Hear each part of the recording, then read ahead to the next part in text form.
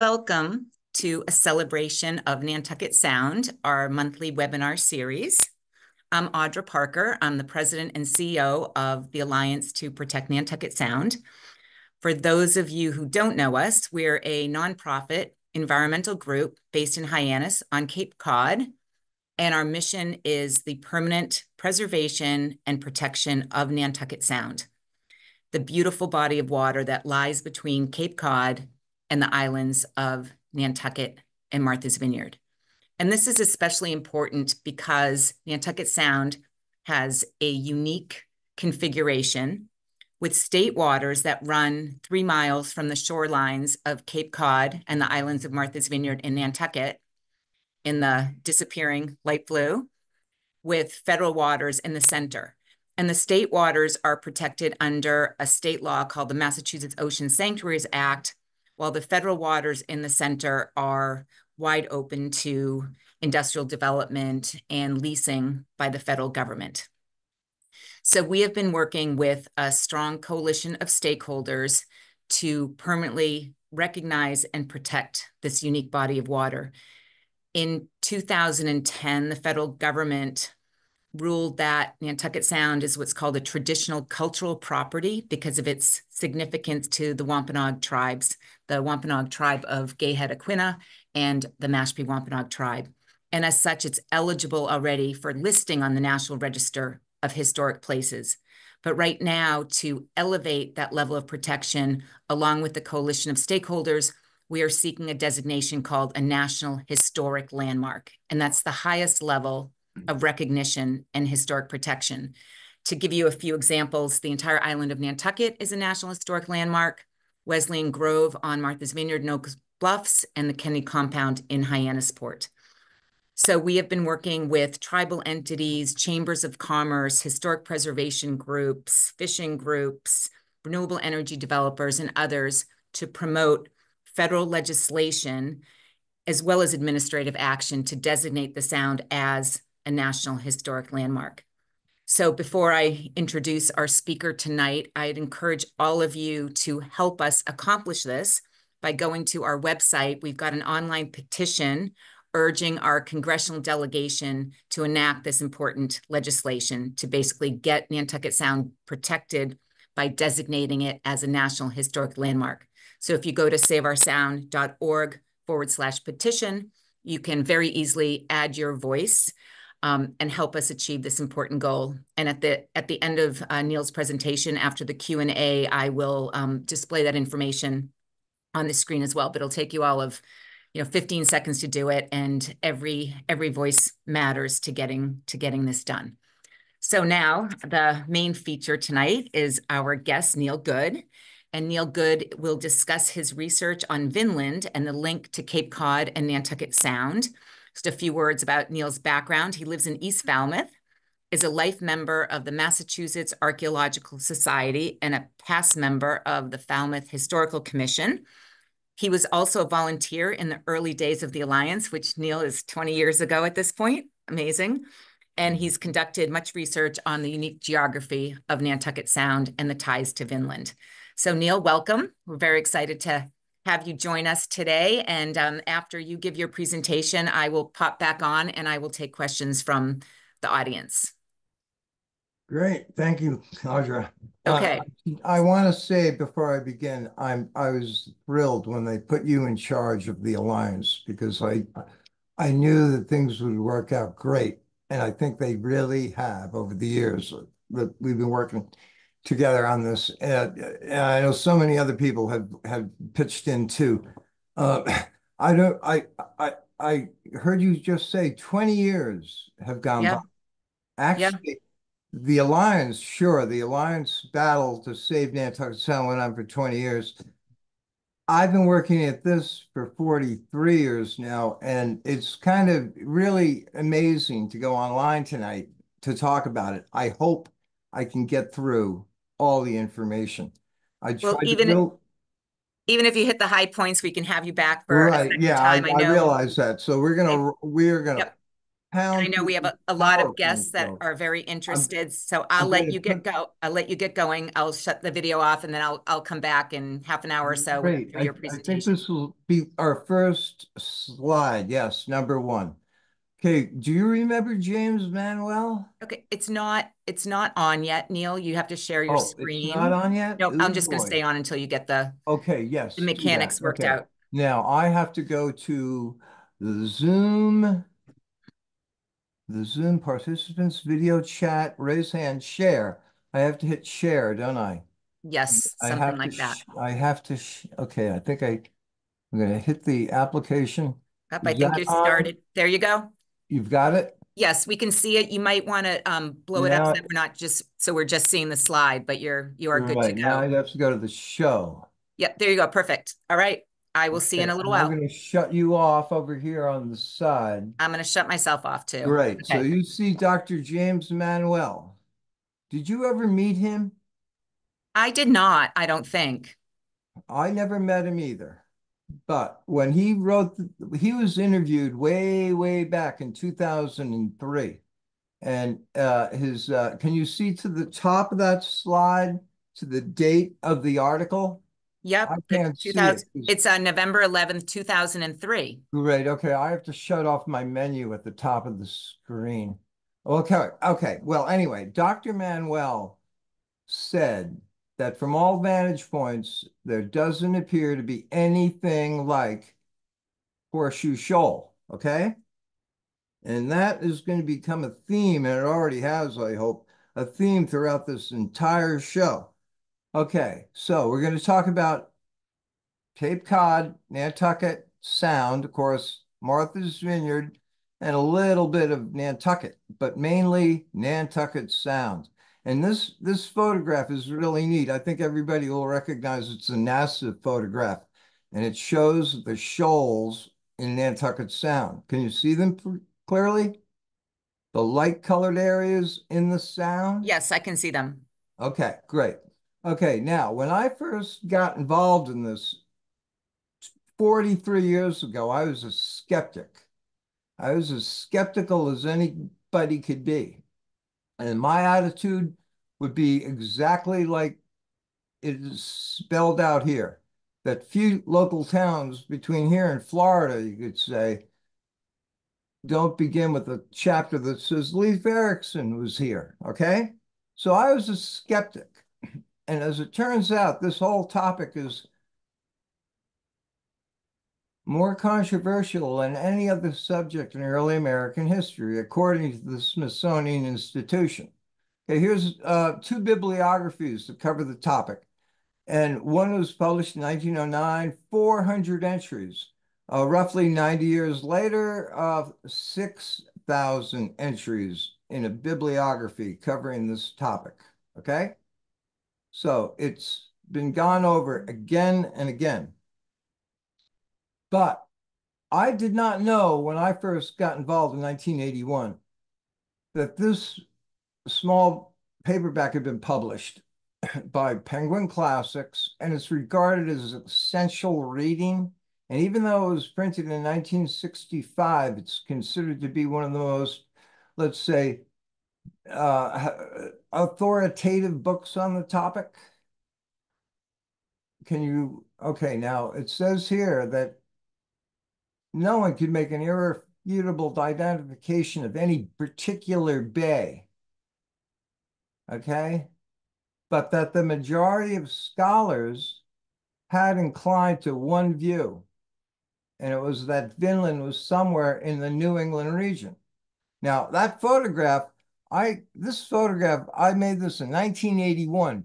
It shows a bunch of pins here in southern New England, a few pins up in Newfoundland, one or two in Labrador, one down or two down in Florida, and a few others scattered along the coast. But if you look closely, you'll see that there is a concentration of theories that placed Vinland in southern New England. Okay. In the end, it's impossible to avoid the conclusion that Vinland cannot have laid very far from New England. That goes back to 1965. There are people today who would say, oh, this is out of date. Well, I'm afraid to say that it's not. It's not out of date. It's impossible to avoid the conclusion that Finland cannot have laid very far from New England. And you could be more specific and say southern New England. Okay. Well, when we go into this, I hope in a few minutes, these points along the southern shore of Cape Cod are important. Waquoit Bay, Papaneset Bay, Point Gammon, and Bass River between Yarmouth and Dennis. Okay, again, Samuel Ollie Morrison, who was a professor at Harvard, had a very, very critical view of this entire subject. And he said that, again, every local history begins with a chapter that says Leif Eriksson, well, could have been here. And sure enough, it happened with Falmouth. In 1981, in the summer of 1981, a reference librarian gave me a copy of this book and said that because I was so interested in Falmouth history, I should take a look at this book because she believed the author had done a fairly good job of presenting the story of the Norse Discovery of America. And she proposed, the author, in 1928, that Falmouth could have been one of these locations described in the two sagas. Well, that night, when I read this book for the first time, I was a skeptic. But when I read what's laid out here, I was less skeptical because this sounded so much like I had come to know Cape Cod. Cape Cod's Nantucket Sound is famous for its shallows.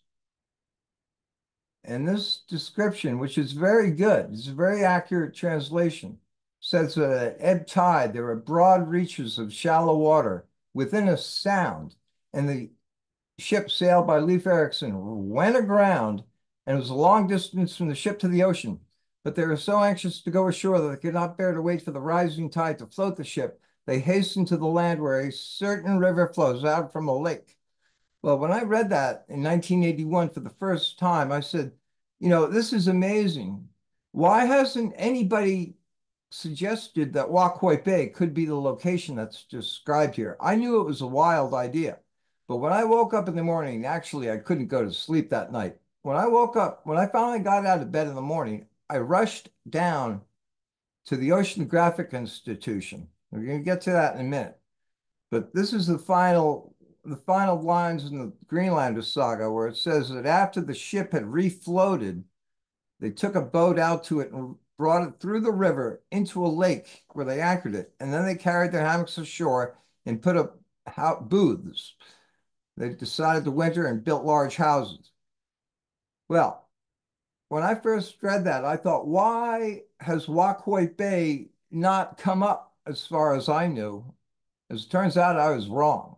Waquoit Bay did come up in this subject many, many years ago, 60 years to be exact. Well, anyway, the morning after I'd read that passage for the first time, I rushed down to the Oceanographic Institution because I had gotten to know Bill Dunkel, a data librarian there.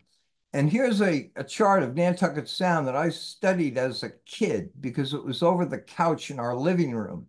My father put this nautical chart under glass, and it was above our couch. And I would study the shoals in Nantucket Sound, immediately south of Waquoit Bay mainly, because I thought it was neat that you could be sailing out there in the ocean, but find areas that were so shallow that ships could go aground on them. Well, there's the entrance to Waquoit Bay today. I was looking northeast. Waquoit Bay on the left, Nantucket Sound on the right. Here's another view. The entrance to Nantucket Sound is artificial today. It's made up of two stone jetties that were built around 1920. There's another view of the entrance to Waquoit Bay. Nantucket Sound, Vineyard Sound on the left, Waquoit Bay on the right. Well, Bill Dunkel, the data librarian at the Oceanographic Institution, had given me some maps a few weeks before I had read that passage in the Graenlendinga Saga. And when I first read that description, I said to myself, Bill Dunkel might have maps of Waquoit Bay that are old but accurate, that might show a river flowing from the bay rather than that artificial causeway jetty arrangement. And this is the map he pulled out and showed me that morning. This is in September of 1981. And it's a map that shows about 10 miles of coastline between Falmouth and Mashpee. And if you look at the entrance to Waquoit Bay in its natural state, it sure sticks out of the shoreline, I say, prominently. And that map, this map here from 1846 was included in nautical charts published in 1863.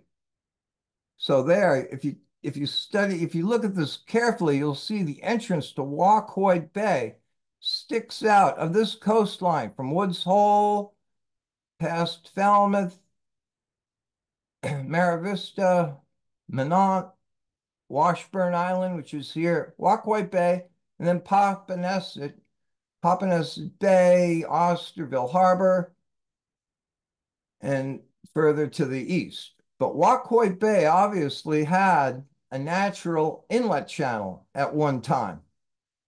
Okay, that's a better view of it. The saga said that they went ashore at a place where a certain river flowed out from a lake. Well, in 1981, when I first saw that map, I said to myself, this is kind of unusual to find, I say, clear evidence that a river flowed from Waquoit Bay into Nantucket Sound, but nobody had ever made a serious effort at making a link between Waquoit Bay and that passage in the saga. Well, okay, there's a view of Waquoit Bay in 1999 and 1846. You can see the shoreline change. There's some, but is there a lot or a little? There's a photograph at the top and the 1846 map at the bottom. Sure, there's been some change, but going back to Bill Dunkel, I thought that he would probably throw me out of the data library that morning, but instead, after he teased at me, why was I so interested in that map? I said, Bill, for the first time, I've read the Graenlendinga Saga, and I have this, very off the wall idea that Waquoit Bay could be part of this description. And I thought he would laugh at me, but instead he said, well, I've got a few books on the subject, and I'm interested in it too, and I'd be happy to lend them to you. And he did. And this is one of the books he lent me.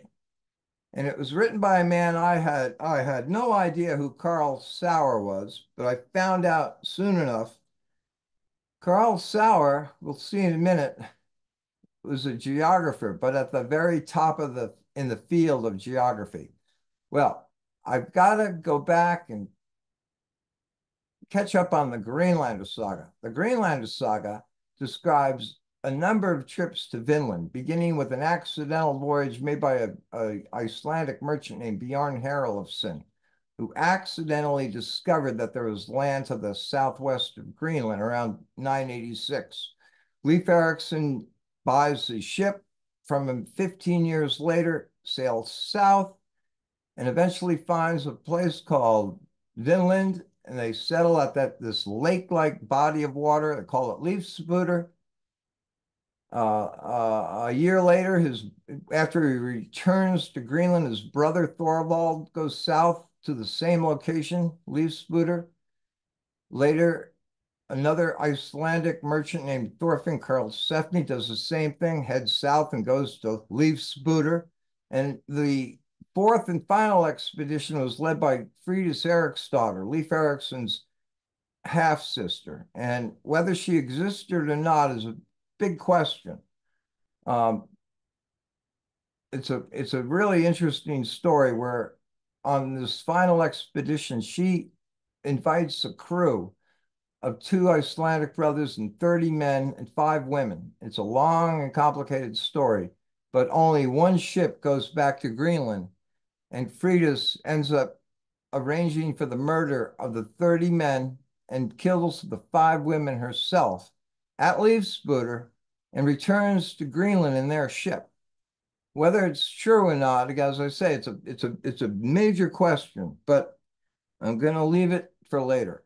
Okay, here's the Flat Island book. This is where the Graenlendinga Saga was recorded around the year 1387.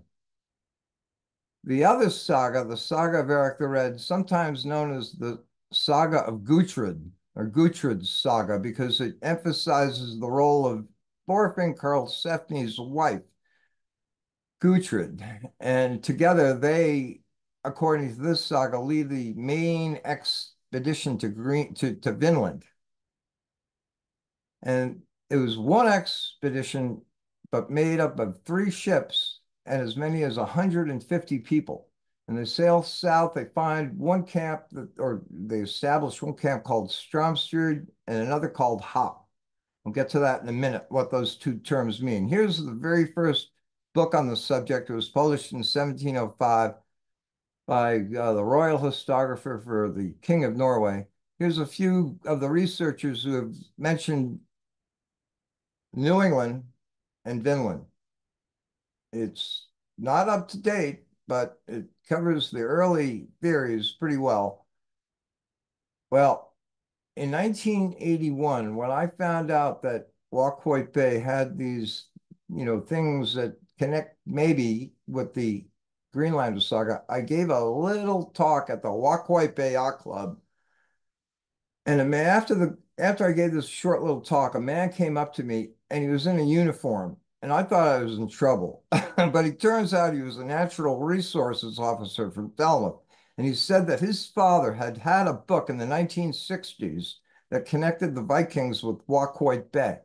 And I was shocked. I really was, because he sounded like he knew what he was talking about for sure, but he couldn't tell me the title and he couldn't tell me the author's name. He just said that a book connected the Norsemen or the Norse Discovery of America with Waquoit Bay. 6 months later, I found out that Johannes Christopher Tornau had published a book in 1964 that said just what the man had told me, that the Norsemen may have gone into Waquoit Bay.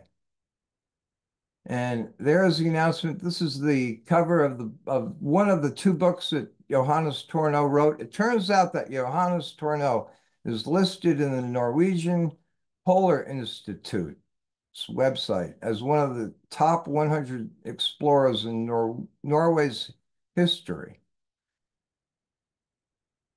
And back in the 30s, he identified that a mountain on the coast of Greenland, Hertzberg, meaning white shirt, was used by sailors when they were halfway between Iceland and Greenland on this route, the old route that they call this the old route. And after the drop in world temperature, I guess, in the medieval era, the icebergs were so dense in this area of the Denmark Strait that the route changed from this point to more of a, let's say, direct west route.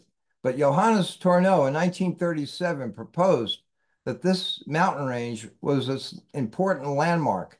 Turns out that the Royal Geographic Society accepted his theory, and they had a short article in the Geographic Journal for 1937.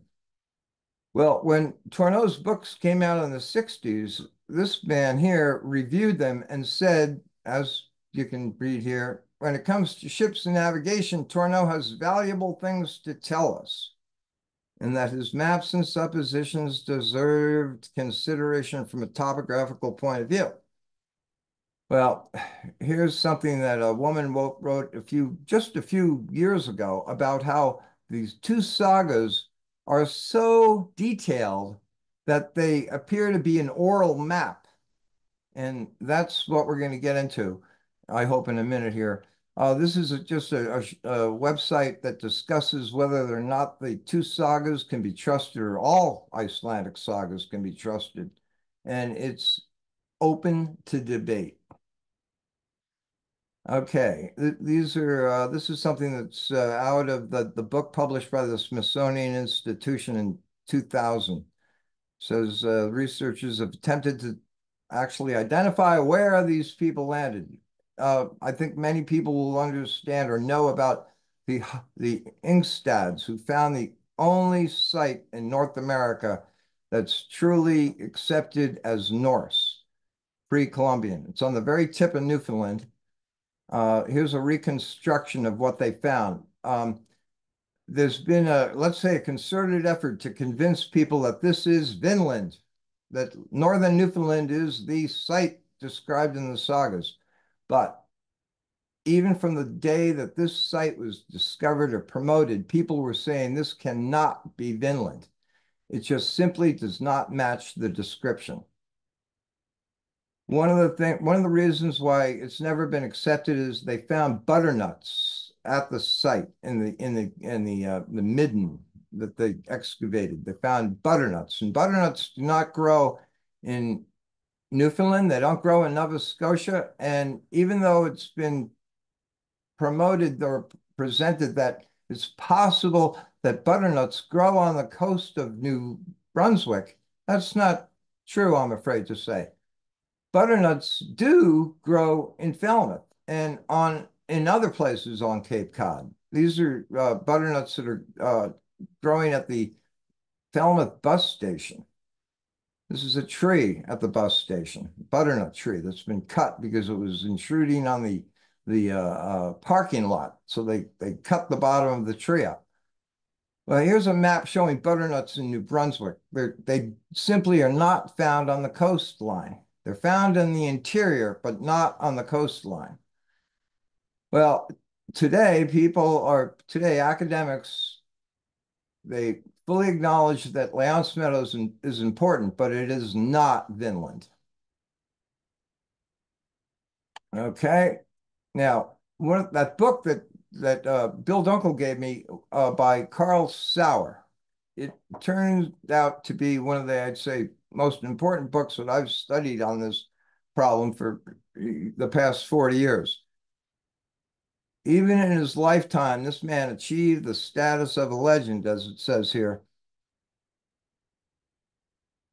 And this is what he had to say about the Vinland debate in 1980. He had passed away in 1975, but his last book was published in 1980.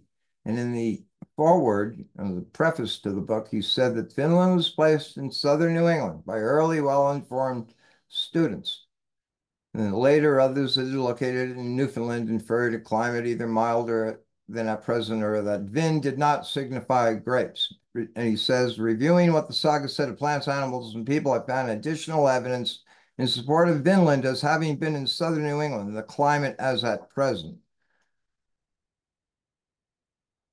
This is L'Anse Meadows again. Here's Brigida Wallace, the woman who was mainly in charge of all the archaeological work in the 1970s and into the 1980s. In 1986, she herself had written that even without the acceptance of every word in the sagas, there were certain broad suggestions that make it impossible to equate northern Newfoundland with Vinland. Okay, I'm going backwards, I'm sorry. Okay, here's a page from a book published in 1954 by a German historian. I think I have the quote. No, I don't. This one says that none of the objections to Massachusetts are very convincing. Said that Massachusetts is the place most frequently named in the, extensive scientific discussion. Here's a man who narrowed things down to Cape Cod because if the site of Leifsbudir was further south in Labrador, it must have been near some conspicuous place on the coast. Otherwise, in a maze of commonplace inlets and islands, Leif's house would never have been found. It's an argument in favor of Cape Cod. Here's a professor of Scandinavian languages, Einar Hagen. This man was really he was highly respected. That's to put it mildly. He said that there can be no doubt that New England fulfills the conditions described in the sagas better than Newfoundland. He was a professor of naval design at MIT. In 1914, he also staked, his reputation on saying that Nantucket Sound was probably part of that description. Another man who did the same. I'm going to pound through a lot of these slides really quick. This man here, Gathorne Hardy, pointed out that Pamet River could be described. They say that they found a river that flowed from east to west into the ocean. Very few rivers along the eastern seaboard do that, but the Pamet River does. He said that it would be hard to find a place matching that description. This is from a review of his book. It was considered to be a model of historical method in a remote and difficult field. Anton Broger was a highly respected Norwegian archaeologist. He also said that Vinland was most likely in the region of Cape Cod or the neighborhood of Cape Cod.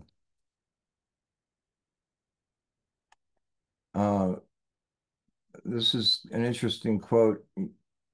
This guy, I think, was really ahead of his time. I'm just going to pound through a lot of these other slides really quick. These are the 7 clues that people use to determine, where Vinland might have been. Salmon are described. They set a southern limit. They're cold water fish. They're not found south of, let's say, the Connecticut or the Hudson River. Were they found on Cape Cod? Yes.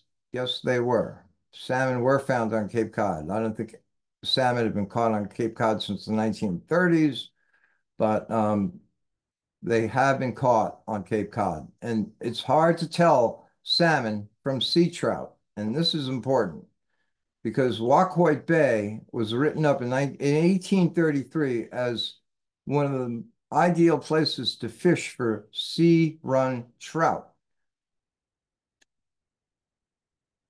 The sagas describe finding actually holy fish, which it's been identified today often as halibut, but any flounder would do. And flounder, I believe, is what they're really describing in the saga. The climate matches Cape Cod. This is very important, I believe. In 1966, this man, John Anderson, he was the yachting editor for the Guardian newspaper, convinced the publishers of the paper to fund a expedition to come to North America via ship. I think it was a 44-foot long catch. And they ended up in Nantucket Sound. From his book, he says, Cape Cod, Nantucket, Martha's Vineyard, taken as a whole, this topographical description of Vinland matches this locality more exactly than anywhere else in North America. Every positive statement in the sagas can be related to this part of Massachusetts without straining the sense in any way. Okay, this is from his book, rough sketch of Nantucket Sound. The geographical clues, I'm just going to pound through this. Einar Hagen from Harvard said that the whole topographical description matches southern New England. Grapes are a very important part of all of this. Giovanni Verrazzano was the first European explorer, conventional European explorer, to describe the grapes that he found either in New York, in Connecticut, maybe New Rhode Island. But he was very, very impressed by finding wild grapes in New England or near New England, as did John Brereton with Bartholomew Gosnold in 1602. The photograph, the black and white photograph, shows wild grapevines growing on Washburn Island. These are wild grapes growing at the Waquoit Bay Yacht Club. They're wild. Nobody takes care of them. They've been there for over 40 years. This is the same patch of grapes today. These are 2 scenes on Washburn Island. Okay, this is very important. Heigelingstad attempted to find Indian legends that would suggest there were encounters between the Vikings or the Norsemen and the local Indian tribes.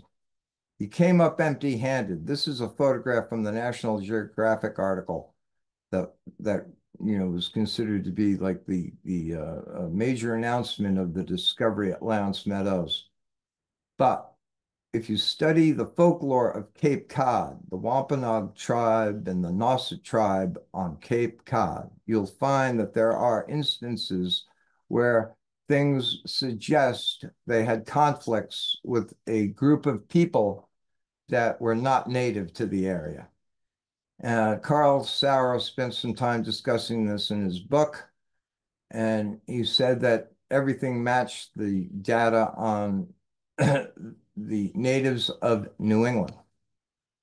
This is an interesting reference to a Indian folklore recorded as long ago as 1798, where it says that a bird of extraordinary size used to visit the south shore of Cape Cod and carry away from hence a vast number of small children. It sure sounds like I'm almost afraid to mention it, the kidnapping that went on early on in the colonial era, the early colonial era here in New England. This is another reference from 1830 that talks about a battle, an ongoing battle between evil people, little people, according to other legends. This is the record of a weapon that may have been described in the Graenlendinga Saga, or the Saga of Eirik the Red, I think, where the Native Americans tied a rock in a leather sack to the end of a pole, as you see here, and hurled it at their enemies. And the saga describes a weapon that is almost a dead ringer for what was recorded in 1851. Okay, here's the record from the Greenlander Saga, or no, the Saga of Eirik the Red, where they depart from this landlocked tidal bay and come upon 5 natives sleeping near a beach. They'd reckon that the 5 were spying on them, and they killed them as they departed from this settlement site. And as it turns out, the folklore in Mashpee records an incident that could be very, very similar, or it sounds similar. Native canoes come into the picture, but I'm not going to bother going into it. There's a observation of this rising and setting sun on the shortest day of the year. It's been looked at many times. Recently, someone from Iceland looked into this and says the latitude is 41 degrees and 24 minutes. And so there's Waquoit Bay, Cape Cod in relation to that line. Turns out that Samuel Champlain also came into Nantucket Sound, and he sailed far enough along the coast of Cape Cod until he found a small river. And he said he couldn't approach it because of shallows and rocks at its mouth. He gave it his own name, and it's on his maps. 2 maps contain or show the River of Champlain. If you study all there is to know, I guess, about what Champlain had done, it's pretty clear he made it as far as that arced line here from Chatham. And I say that puts him close enough to Waquoit Bay to make a very good case for saying he's describing the inlet channel to Waquoit Bay. So people have said he couldn't possibly have been describing the passage at Woods Hole. He had to have been describing something else. That's why I think so. I really believe he's describing the inlet to Waquoit Bay. So he also warned about how dangerous it was to sail in Nantucket Sound, and that no one should venture here without first surveying the coast with the depth-finding lead in hand. So in the Saga of Eirik the Red, it talks about how they sail south and they come to a promontory. And many, many, many people in the past have, of course, said that this simply has to be Cape Cod.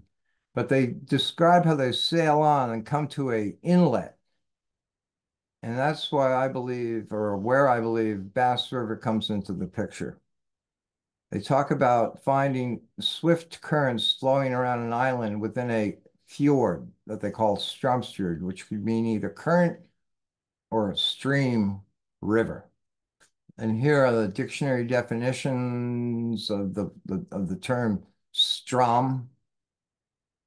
It has to do with the current and the tide, and I believe that Bass River matches perfectly for this description.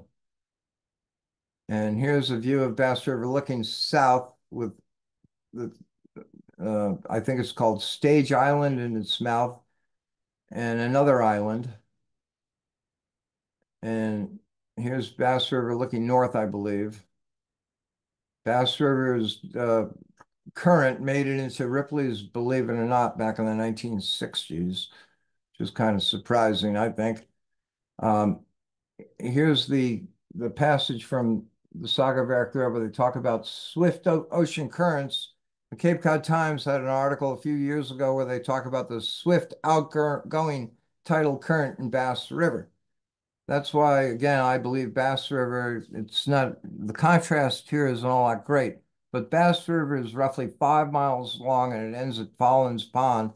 And I think some people will recognize the name Fallon's Pond in connection with Frederick Pohl, who believed the Norsemen landed in Bass River and went as far inland as Fallon's Pond and established their camp there.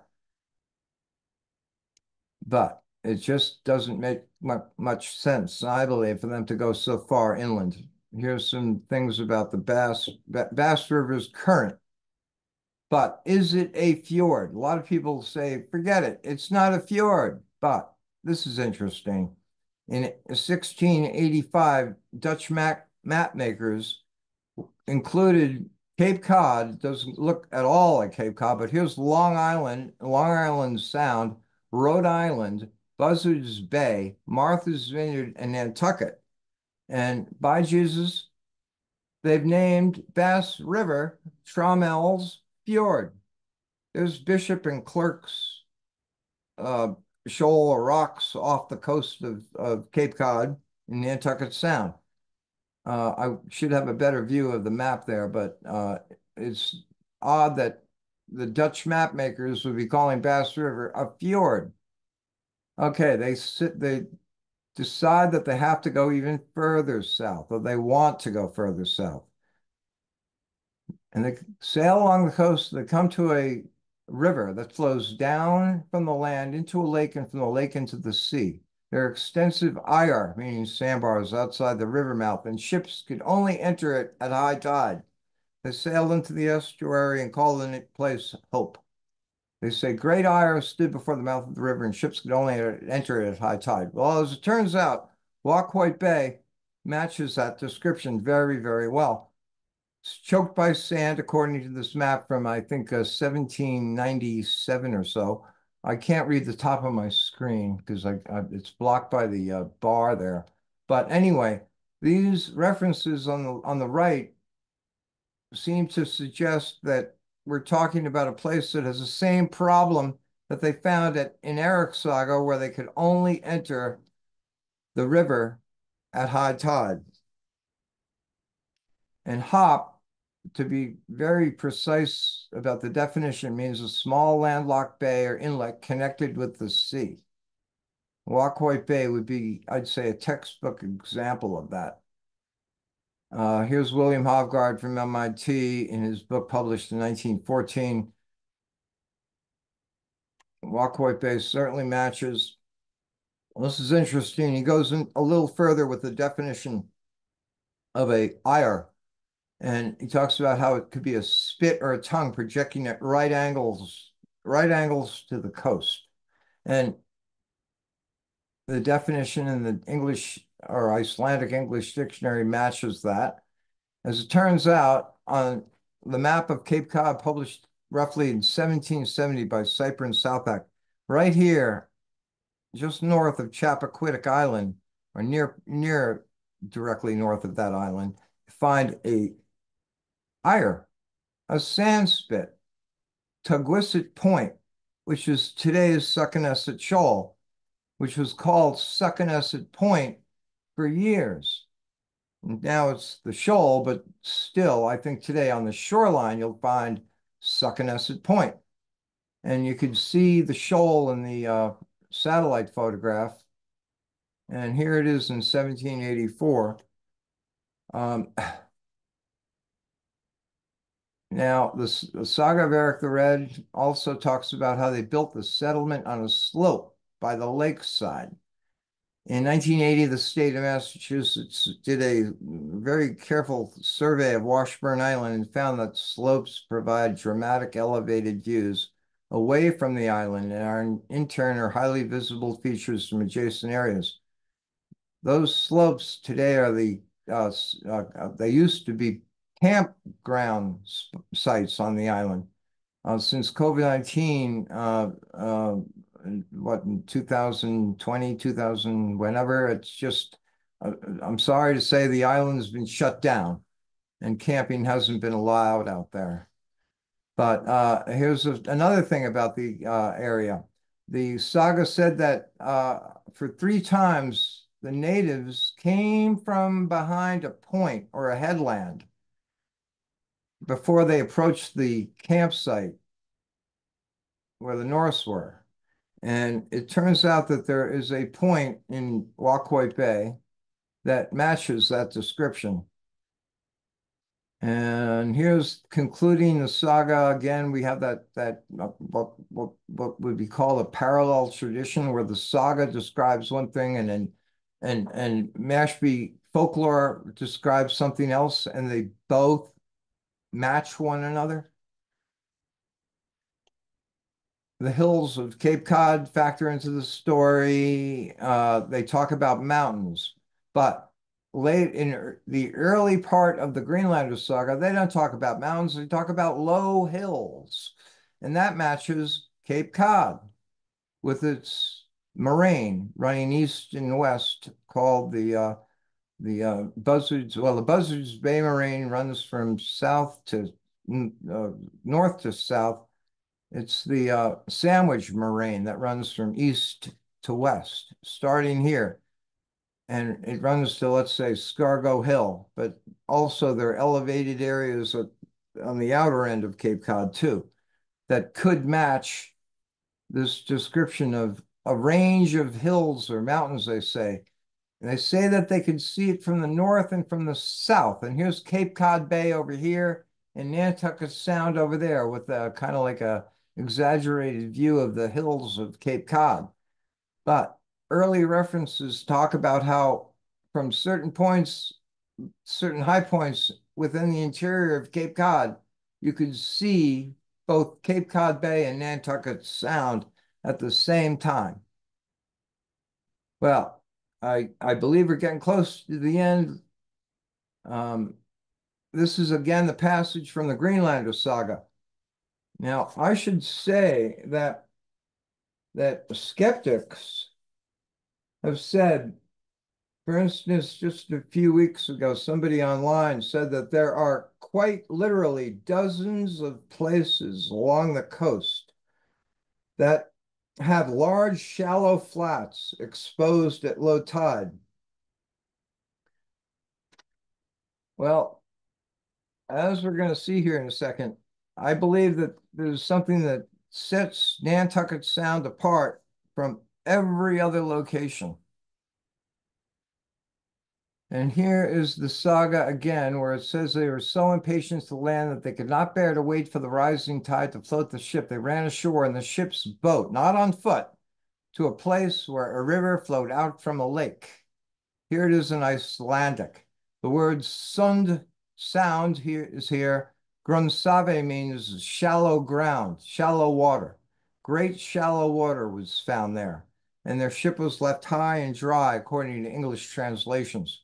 Now, this map, which is very accurate, it shows Horseshoe Shoal, Hedge Fence, and El Hamidu Shoal, and it shows the deepest spot in Nantucket Sound, which is dark, and the shallowest spot in Nantucket Sound, which is just a few hundred yards or maybe about a half a mile away from the deepest spot. And in 2008, I hope I have the photograph here. I was able to walk on the shoal. I'll show it to you in a second. But it's so shallow out there that you can walk out there 5, 6 miles offshore. And it goes dry at low tide. And that's the parallel between the saga and Nantucket Sound. The word dry appears as early as 1689 in a navigation chart.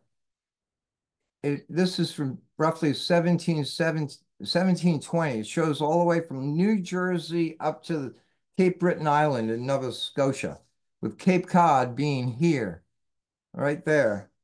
And there's a better view of it with the shoals. I think we'll see a better view right in a minute or two. There's the sandspit, Tugwisset Point, projecting from the south shore of Cape Cod. And then you have Horseshoe Shoal, dry at low tide. And here's the saga. This is what it says, that they sailed westward in waters where there was much ground left dry at ebb tide. And there's a slightly better view. This is important because here's the Graenlendinga Saga describing areas that go dry at low tide. And the saga of Eirik the Red is describing a sandspit or eyre that could be projecting at right angles to the coast. And that's right here, Tugwisset Point. So this is from the Graenlendinga Saga, or the saga of Eirik the Red, and this is from the Graenlendinga Saga. I don't think any other location can do that, show something from one saga and something else from the other saga. This is a map from 1779. It shows dry at low water, again, Horseshoe Shoal, but with Waquoit Bay identified, showing all the shoals off its entrance. Here's a map from 1900, Eldridge's chart, which is pretty well known. And again, here's Waquoit Bay, there's Horseshoe Shoal, and Horseshoe Shoal has a dry spot on it. And here's Waquoit Bay, there's the dry spot. Here's a slightly better view of the dry spot. And okay, here's that photograph that Sandy Taylor took in 2008. And I'm walking on Horseshoe Shoal 5 or 6 miles offshore. And it was quite an experience. That's the only photograph we have, but it's good enough. This is from 1689. It describes how within Nantucket Sound, sailors should be careful and keep their lead going, because if they don't, they might run into Horseshoe Shoal, and that some places were dry at low water. This is from a different view of Cypher and Southhack's New England coasting pilot, but again, dry at low tide.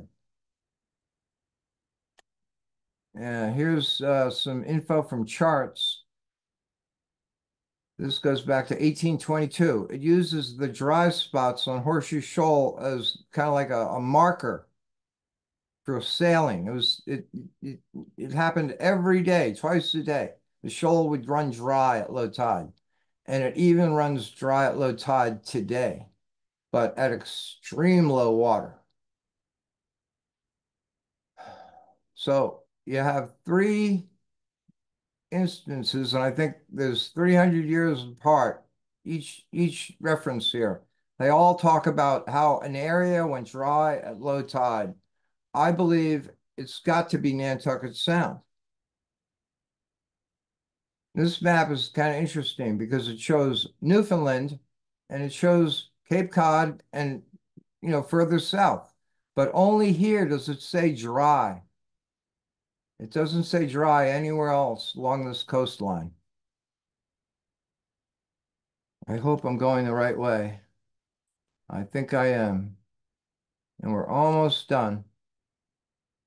And this man I say he was ahead of his time. He said that maps of Massachusetts should be studied carefully.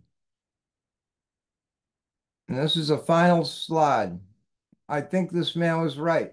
from all vantage points, there doesn't appear to be anything like Nantucket Sound as the best match for the Greenlander Saga and the Saga of Eirik the Red. And I guess that's it. Thank you, Neil. That was fascinating. And I don't think I've ever seen somebody go through that many slides in such a short period of time, but really fascinating. Yeah, what time is it?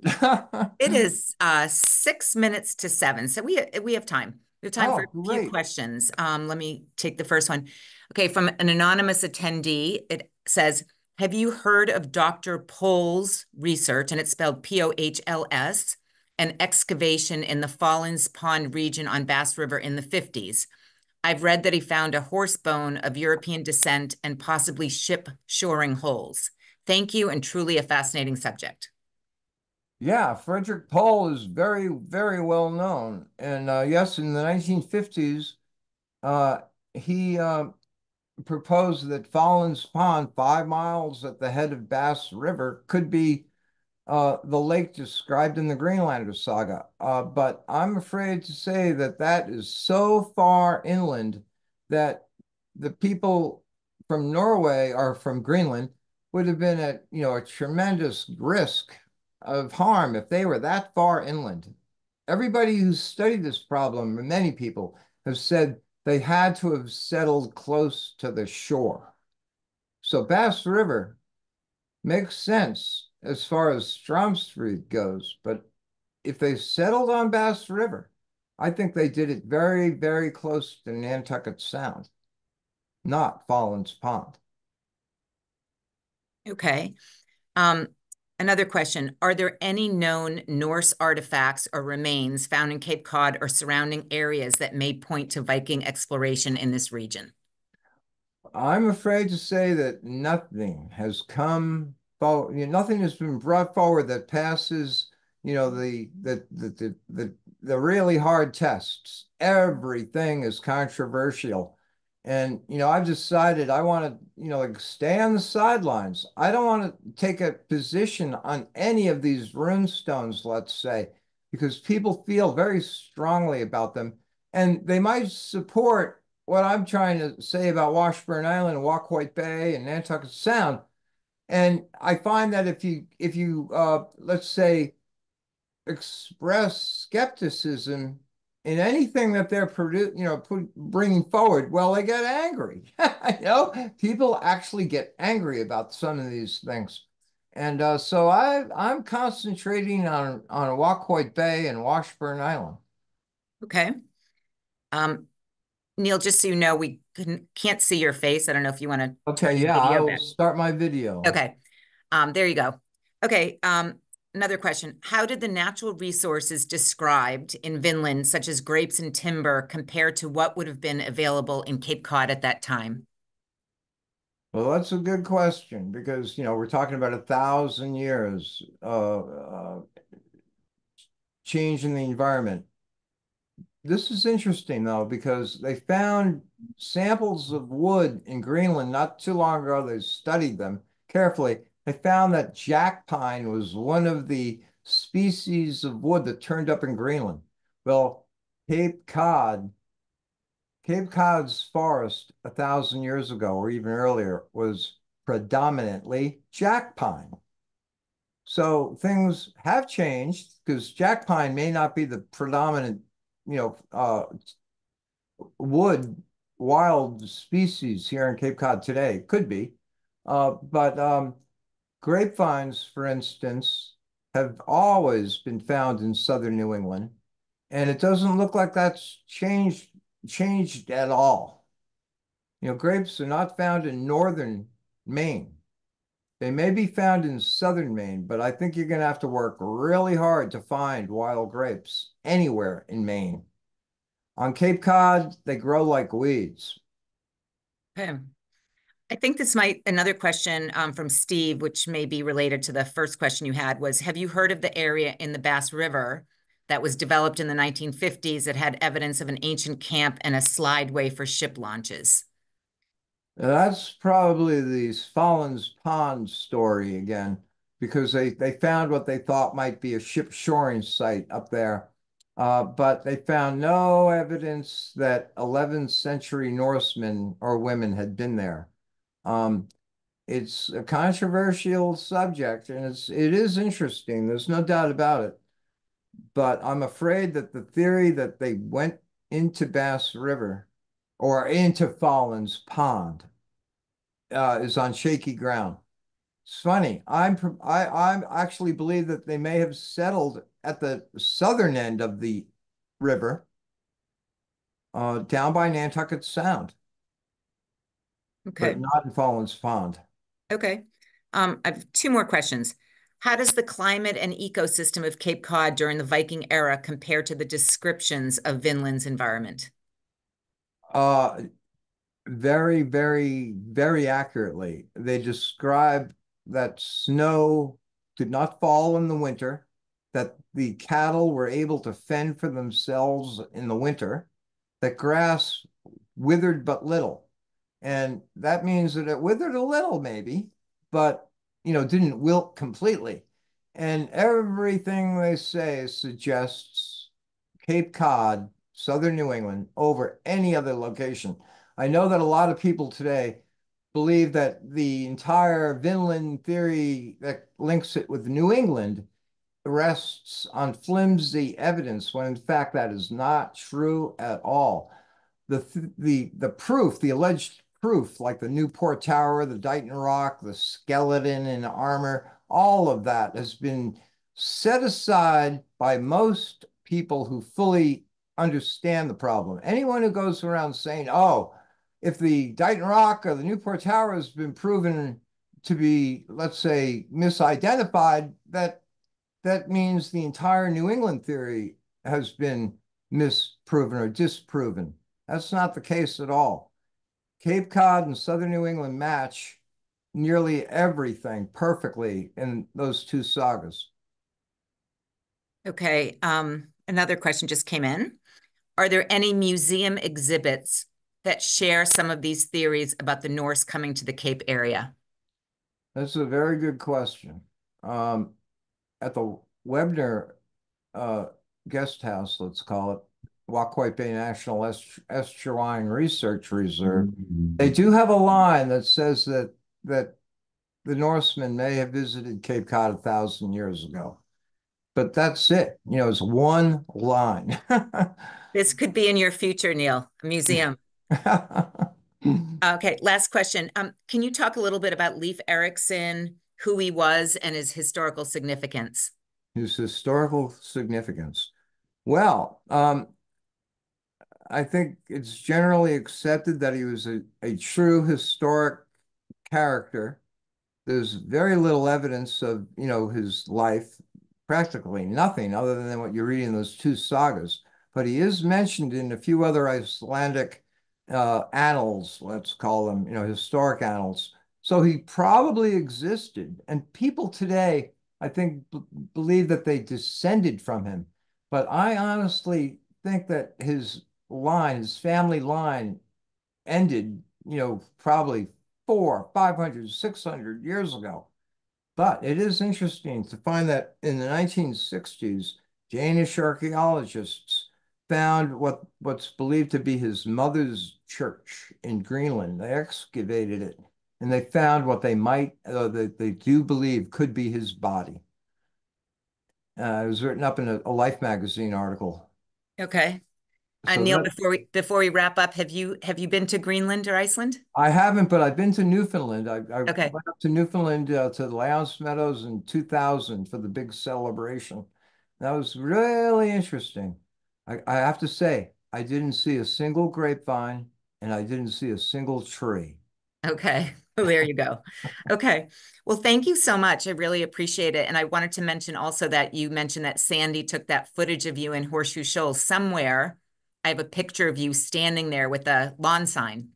Oh, out That's on the out shoal. on the show. Yeah, I don't Yeah, know where it is, but I'll dig it out if I can yeah, and please. send it to I'd you. But love to see that. I'd love yeah, to go out there again and do that over, okay. on the Everything but the right fight. day. Okay. Well, thank you so much. It was really interesting. I'm sure our audience really enjoyed it, and I know I learned a lot. So we appreciate your joining us tonight and participating in a celebration of Nantucket Sound. And I want to thank the audience also for joining us tonight. And if you have any questions or would like to stay in touch, you can reach me at audra@saveoursound.org.